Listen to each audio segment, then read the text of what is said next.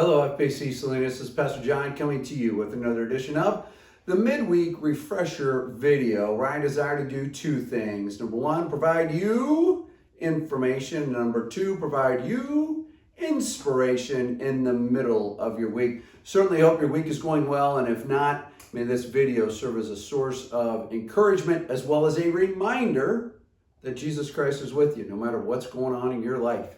And he's with me as well, no matter what's going on in my life. We have a great God, and I am so grateful that you're part of his family, and that's good stuff. So let's go over a few announcements for you. The first is this, informational portion, is that this upcoming weekend, Friday and Saturday, October 18th and 19th, we have the Men's Transformation Conference up in San Juan Bautista, or Hollister, that area, at the Brigadino Ranch. This conference is always a great time. Men, I cannot encourage you enough to see that you get involved in this and attend this particular conference.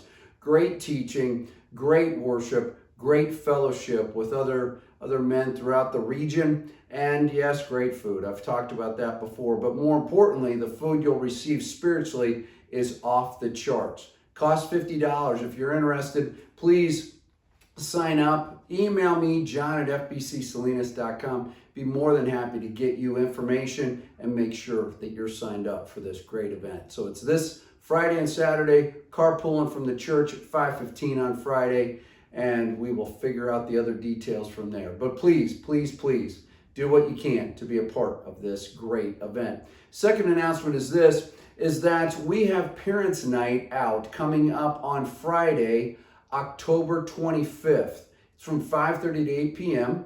And this is an opportunity for you parents of young children or not so young children to come and be a part of dropping your kids off, knowing that they're going to be well taken care of by Lorraine and other people on her team.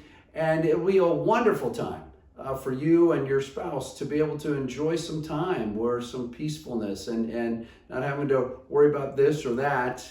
We encourage you to sign up for this and enjoy that opportunity. So that is on October 25th from 5:30 to 8. Be sure to sign up and get that sign up in so we make sure that we have adequate care for your children. Third announcement is that on October 26th, we have a women's ministry event called Cocoa in the Courtyard. It goes from 7 to 8:30 in the courtyard of the church.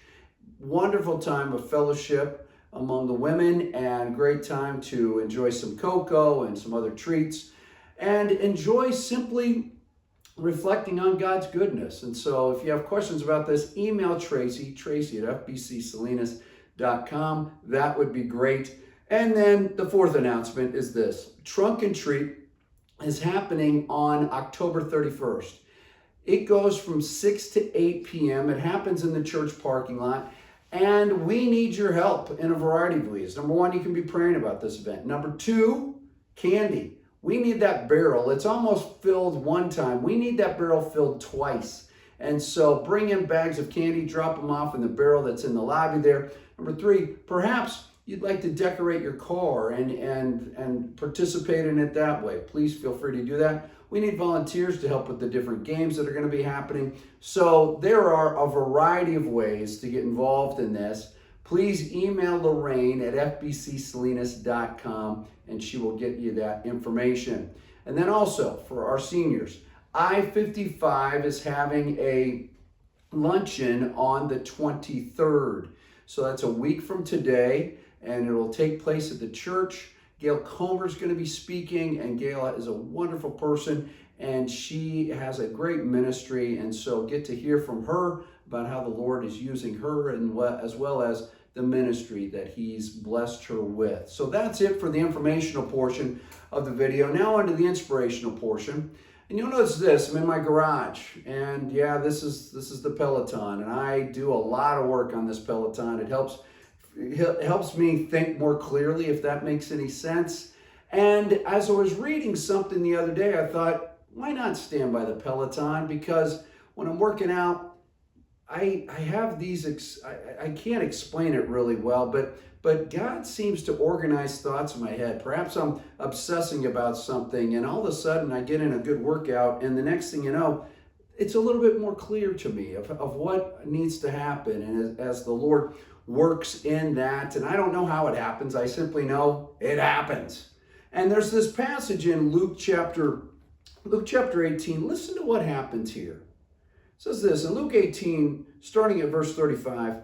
As Jesus drew near to Jericho, a blind man was sitting by the roadside begging. And hearing a crowd going by, he inquired what this meant. They told him, Jesus of Nazareth is passing by. And he cried out, Jesus, Son of David, have mercy on me. Interesting. Jesus, Son of David, have mercy on me. The reason why it's interesting, up to this point, pretty much when Jesus is called Jesus, Son of David, Jesus immediately rebukes the people and says, please don't say that. Here's the instance where he does not stop that from being said. Continue on. We're in verse 39. And those who were in front rebuked him, telling him to be silent. But he cried out all the more, Son of David, have mercy on me. So now he's dropped the Jesus part and he's simply focused on the Son of David, have mercy on me. And Jesus stopped and commanded him to be brought to him. And when he came near, Jesus asked him, what do you want me to do for you? Now, isn't that interesting? Up to this point, he says, please don't say Son of David. But now, Luke 18, he's no longer concerned about that. And his response to this man is, what do you want me to do for you? Listen to this man's response. He said, Lord, let me recover my sight. Recover my sight, meaning at one time this man could see, but now he can't see. He wants his sight recovered. Interesting, because of what happens next. Jesus said to him, recover your sight, your faith has made you well. And immediately he recovered his sight and followed him, glorifying God, and all the people, when they saw it, they praised God. Recovered his sight. There's so many different variables that are going on here, and one of the variables is this, is that Jesus is called Son of David, and for the first time he doesn't back away from that title, number one. Other variable, this man used to be able to see, and he wants to see now, and Jesus restores his sight. So that's the other variable. But what's the third variable? In a matter of verses, Jesus is going to enter into Jerusalem to cries of, blessed is he who comes in the name of the Lord. Hosanna in the highest. He's going to be entering into the last portion of his life. And for this blind man to say, I want my sight recovered, it's more than simply a miracle. We need to understand that when Jesus does a miracle, it isn't simply some sideshow. There's significance to that particular miracle being done at that particular time. Recover my sight. And notice that the people, this is the other variable, the people were saying, please, please, please, don't bother Jesus. But the man said, I want my sight recovered. Let me connect all the dots here for you. Jesus is entering Jerusalem. And Luke puts this miracle right there because you and I need to have our sight recovered as well.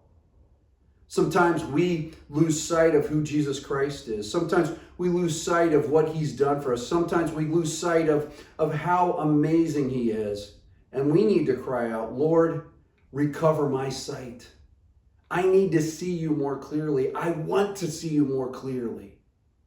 Because up to this point, people didn't see Jesus very clearly. They had ideas of what he was doing. They said, wow, isn't he great? Isn't he doing all these great miracles? Look, he fed all these people. He's done this, he's done that. But they couldn't truly see who he was. Their sight needed to be recovered. And perhaps you're like me. Sometimes we get blinded by our own stuff and we end up crying out for help. And we're crying out in the wrong direction rather than the direction of Jesus Christ saying, recover my sight. I want to see you. I want to see you. So I don't know what's going on in your life.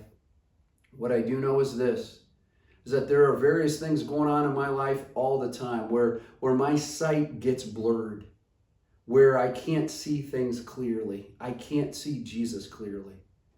It's my prayer, just as the Peloton helps me to organize thoughts and helps me to understand things a little bit better, the bigger issue is I need to be able to see Jesus more clearly as I walk through life, as I work through life. So my prayer for all of us, let's have our sight recovered this week so we can see Jesus more clearly and what he wants to do in our lives. I don't know if it involves a Peloton workout or not, but I do know this. Jesus wants you and he wants me to see him clearly. May our sight get recovered in these days ahead. I love you. I'm thankful for you. And I am so blessed by your ministry in my life. Enjoy the rest of your day. Enjoy the rest of the week. We'll talk to you later. Bye-bye.